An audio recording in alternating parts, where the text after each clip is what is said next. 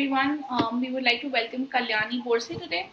If you've checked out her LinkedIn feed, it shows that she's all about entrepreneurship and maintaining work-life balance. But what you might barely know is that her journey around marketing. She's been a marketing wizard, and she's been crafting strategies for big names and helping smaller businesses find their voice online and a lot more. So, Kalyani, welcome to our show, and we would love to engage in a conversation with you today. Thank you, Rukaya. Thank you for having me, and a very good morning to all. And I'm excited about this. That's great to hear.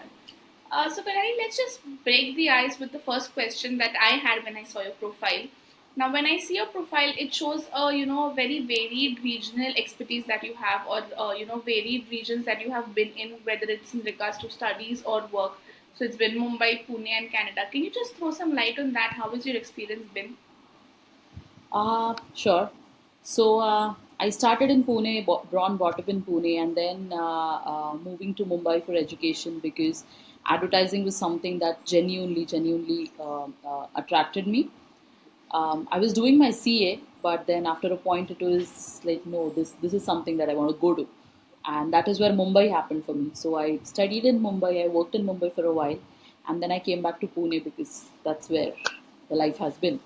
So after coming back to Pune, I was like a typical Punekar would do. Wanted to go abroad, do my masters there, and settle back in one of the nations. That is where Canada happened for me.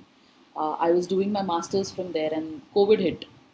And while doing the masters, one of my semesters was done and everything, and my visa got rejected during the COVID thing. And it was a early morning mail that I got that my visa has been rejected, and then I got my LinkedIn active. LinkedIn has been a helpful platform everywhere. I got my LinkedIn active again, and that's how Whitedot Adverts happened for me. While Whitedot Adverts happened, I was still in the thing that 6 months, and then I moved back to Canada once the world reopens. The world did reopen, but then I chose to stay back here. And India has so much of in marketing, and there are brands here. We are a global village now, so I did not understand of the point of going back to Canada or leaving India. So yeah, that's how it's been India for me now, and it is going to be for a longer period. So it's always going to be India and specifically Pune. That's So great to that's hear. how the Yes, journey has been. indeed. That's great. Yeah, so for marketing, India does have a very wide scope, and yeah, no second day is going to be same. There is like a twist every day happening. I also read about your college involvement in your college fests, wherein it must be a lot of hustle as well as fun over there. So has this somewhere helped you in your journey as a marketer, or is there any trick or is there any wisdom that you took from these events which still helps you to keep up the things?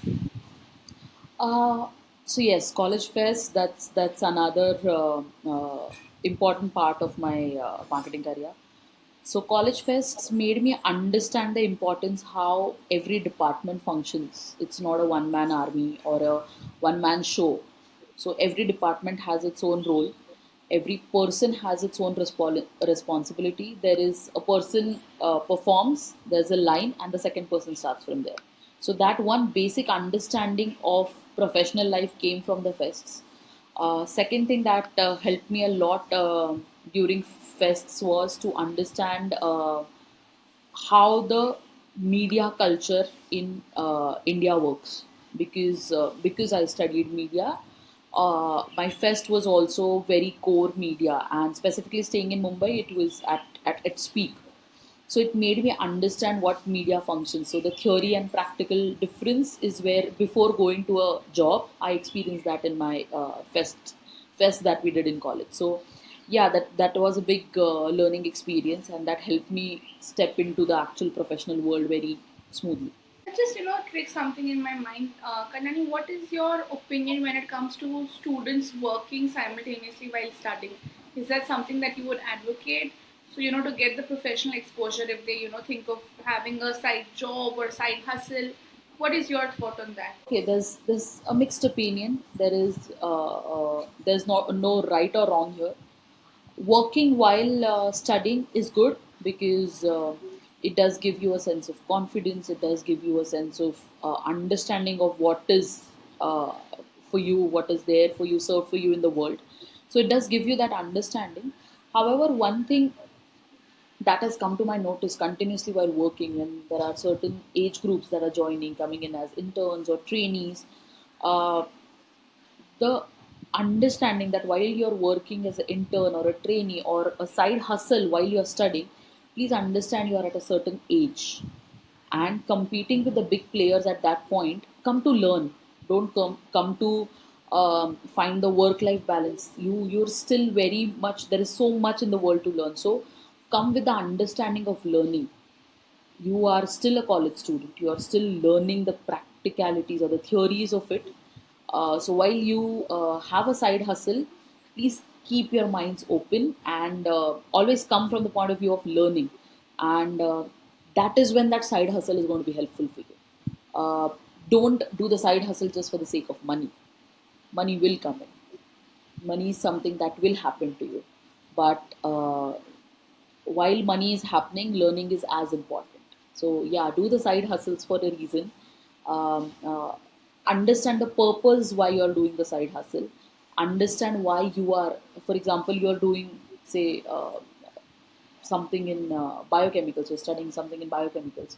Do not do a side hustle which is non-related. Always do a side hustle which is related, because the theory to practical experience comes in there, and you are always learning. So do it for learning, not for just the money. So that is Wow, what I have to say about the people um, studying and working on the other side. that's great. That's great. I completely align with that. Yeah.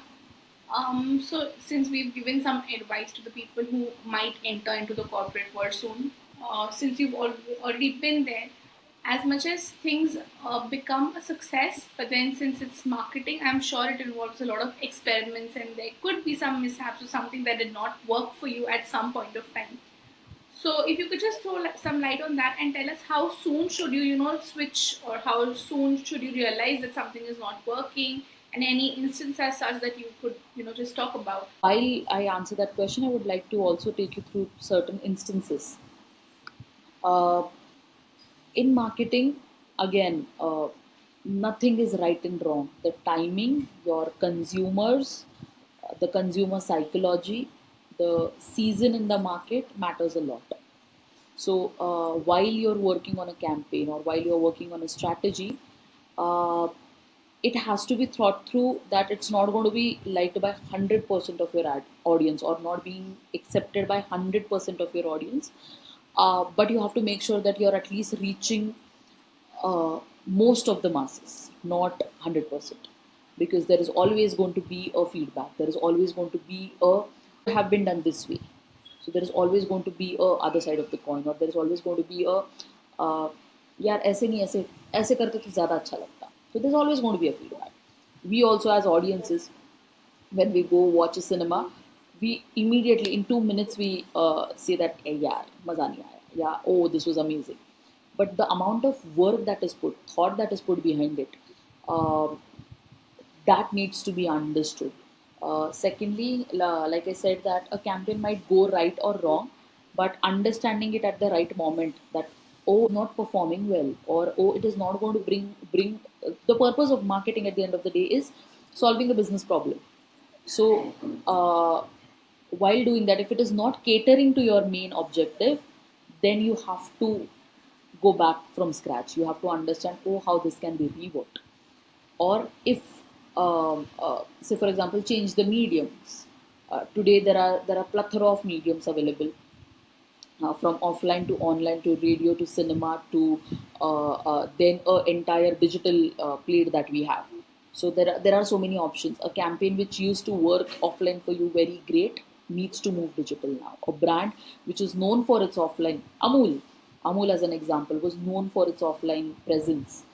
So it's diversion from offline to online, that is also beautiful. You do not have to stick to a certain platform. So platforms are just mediums for you to communicate. So according to the platform, change your communication. Your brand philosophy still remains intact, but what is the platform that you are using, that matters. So many a times the campaign or a strategy does go wrong or does go otherwise than what you've thought. So having the understanding, so you understand that your strategy is going wrong or your plan is going wrong if you have set the goals right, understanding why this is happening, setting the goals right before planning the campaign, setting the goals right before starting the work, that why am I doing this, what is the problem that I'm solving. So school college में हमको बहुत अच्छे से बताया जाता था कि first understand the problem statement, but हम ये by the time we get into work we forget, we are like नहीं ये आइडिया आई है let's do it. Is it solving my problem? Is it serving my audience? Is it serving my client well? Is it solving the problem that my client had come to me with? So that has to be understood, and that is when maybe a campaign is successful or not so successful. So not all campaigns are always 100% successful, and having that expectation of every campaign or every strategy being successful also is over, what do we say, over expectations from yourself or from your team also. So set the right goal and you then carve the path for it. So yeah, Makes that's how. complete sense. Yeah, and it does actually make me go into so many instances or so many cases that we've been through wherein incorrect goal setting or rather not having a goal and just because that looks good or maybe somebody else is doing, your competitor is doing it, and then you just dive into it without even knowing whether it is suiting you. That brings me to my next question, Kalyani. Now, being in India, WhatsApp has become like your obsession, so it's there all around you. When it comes to integrating WhatsApp into maybe the FMCG domain or into the e-commerce domain somewhere around there, what are your thoughts on that? How well can brands utilize WhatsApp as a medium? It's a brilliant tool. It's an amazing tool. Uh, so I remember in the 90s when you used to get a personalized mail from a brand. When I mean mail, it doesn't mean email. It means that mail in your box. When you used to get that, I was a kid then, but when that mail used to come with the name of Kalyani or my father, I was like, oh, and sent it to me. So that was a big deal. Then the emails came. When emails came, direct marketing as a concept was that direct marketing as in you're reaching the audience very directly, giving them a call or sending them an email or a mail.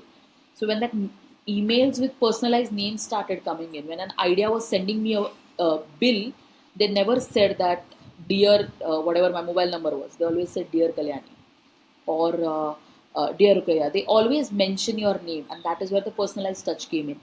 Starbucks, when they call out your name, a person, how much ever we are technology driven, how much ever we are accepting new technologies and everything, but the personal touch is still something that has to be kept intact because consumer psychology. The moment people are called by name, they instantly feel connected. Starbucks made millions because of that one single strategy. Email marketing became very, very strong because of that one single strategy. And now with WhatsApp, you're reaching everyone's inbox because WhatsApp is in your hands throughout the day. That is one platform in India being used for everything. Other countries, WhatsApp is not a formal communication mode. In India, also, it's not a very legal formal mode, but WhatsApp is constantly being used. All the clients communicate on WhatsApp, all your families communicate on WhatsApp. Now, all the brands, when the moment I place an order and I get a notification on WhatsApp that your order is placed, thank you for shopping, Kalyani.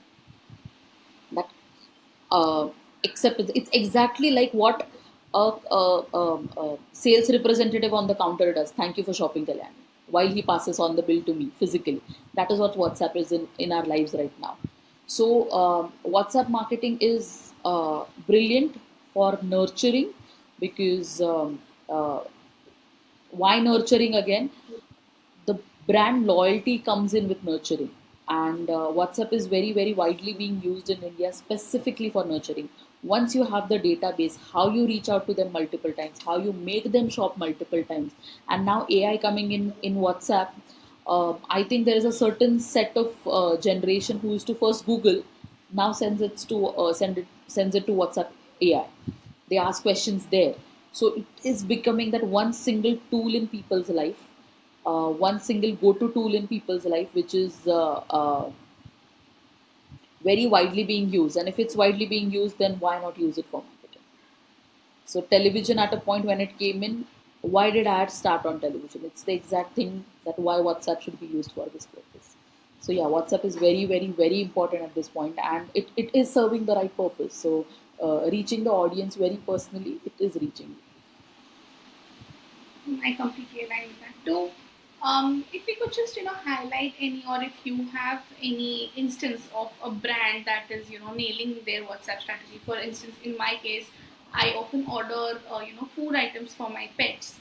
So this particular app called Super Delivery, the way they don't address me with my name, but they'll address me with my pet's name and stuff like that. That is something which really connects with me. So any brand which has nailed the WhatsApp strategy according to you, that in your experience? Recently, day before yesterday, I ordered these curl cure. So there's this brand for shampoos and hair care. I ordered from them, and then every 2 minutes I was, after I placed an order, literally for the first half of the day, I was getting messages from them saying that Kalyani, your order is placed, thank you for shopping with us, I know how important your hair is to you. The second message that they sent me was, we are now packing for you. We are very, the message, basically the gist of the message was that as much as you love your hair, we love your hair too, and now we are packing your hair care very carefully. I'm so sorry, you just went on mute. Am I audible now? So yes, Kalyani. After this experience of how basically marketing, even what I feel somewhere, or not even somewhere. I mean, it's majorly driven by consumer psychology. So the touch points that you're creating, without actually irritating, but in the correct way, the kind of nurturing that you're doing, or the touch points that you're building with your customers, is going to transform how they look at you as a brand, to build that brand connectivity with them. Now, when it comes to integrating different social media channels, like the entire meta ecosystem from Facebook to Instagram to WhatsApp, what kind of balance should brands keep, or how should they integrate all of this into their brand strategy, the communication strategy, basically? Definitely, it's going to be a gate opener. It's going to be a door opener, or something by which we can actually stay in the lives of the audiences, and that's what we would aim at. When it comes to verticals, Kalyani, or domains, what domains do you think will WhatsApp, like we spoke about the demographics in terms of age, but when it comes to the domains or verticals that we look at, what verticals would WhatsApp be suitable for? WhatsApp would be suitable as a tool for what domains, like maybe for edtech, or maybe for just FMCG goods. What domains would it be suitable for? No, no, no. Certainly, it did make sense. Complete sense. Coming to a slightly different aspect of this, when it comes to using WhatsApp for your customer service through automations, or to reduce the number of agents that could be working through these automations that WhatsApp can have by integrating it with AI, maybe in case of a travel agency, or in case of some domains like that, how do you think that could work? Some great advice. So, Kalyani, we would be probably closing the session with one of the most interesting questions, or one of the favorite question of mine that I would have for you. When it comes to this era, when I also read some recent study wherein Gen Z is even entering into the buying space, and it's going to be like all over, focusing on these D2C brands. Do you have any one piece of advice for them how they can actually nail their marketing and get into this Gen Z category for their goods? Thank you so much, Kalyani, for all the extended conversations that we've had. I would definitely, I'm sure that the audience would find this engaging. A lot of it. We will be closing this year. I would look forward to any more conversations with you around these topics and of these topics as well. Thank you so much for your time, Kalyani.